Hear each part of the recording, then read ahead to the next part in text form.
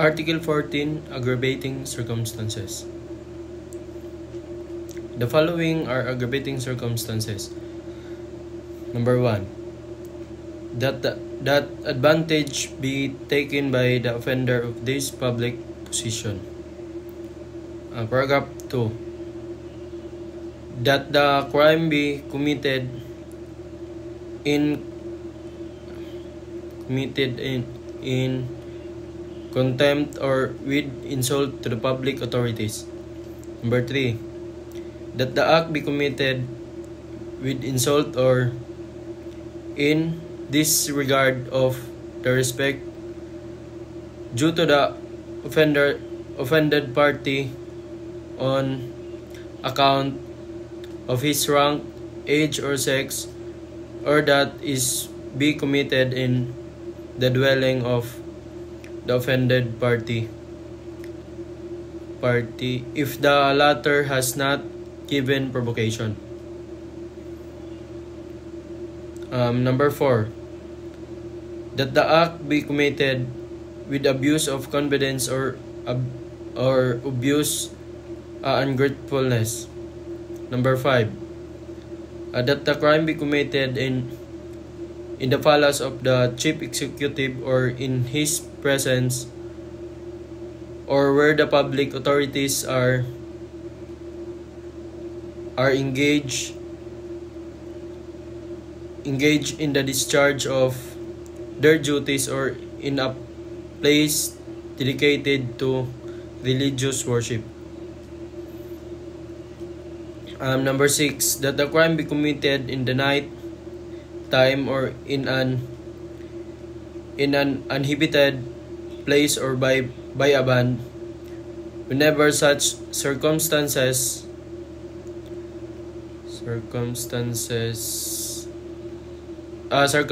may facilitate the commission of the offense, whenever more than three armed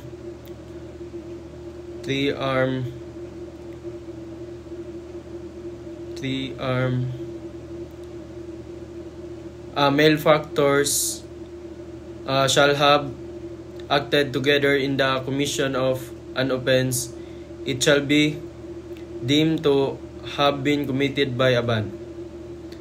Paragraph 7. That the crime be committed on the occasion of conflagration, shipwreck, earthquake, epidemic, or other calamity or misfortune. Paragraph 8. That the crime be committed with the aid of armed men or person who ensure or afford impunity. Number 9.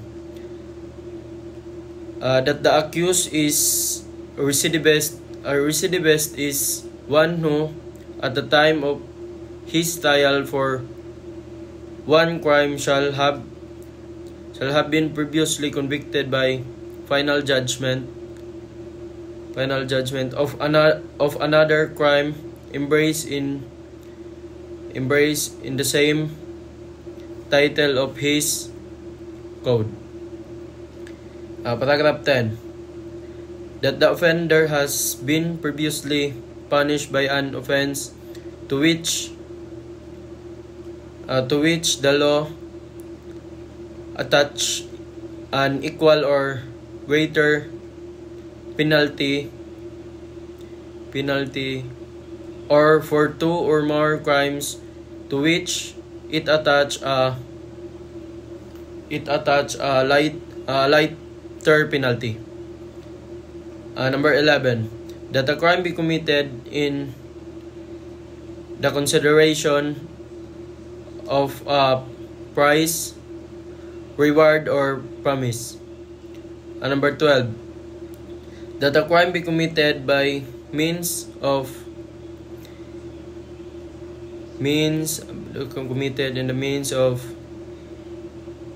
inundation, fire, poison, explosion, standing of a vessel, or international damage thereto delimate of by use of any other involving great waste and ruin. Number 13, that the act be committed with evidence premeditation. Number 14, that the craft, fraud, or disguise be employed. Number 15, that the advantage be taken of superior strength or means be employed to weaken the defense. Number 16, that the act be committed with treachery. There is treachery when the offender commits any of the crimes against the person employing means, methods, or forms in the execution thereof which tend directly and especially to ensure its execution without risk to himself arising from the defense which the offended party might make. Number 17, that the means be employed or circumstances brought about which add ignominy to these natural effects of the act. Number 18, that the crime be committed after an unlawful entry.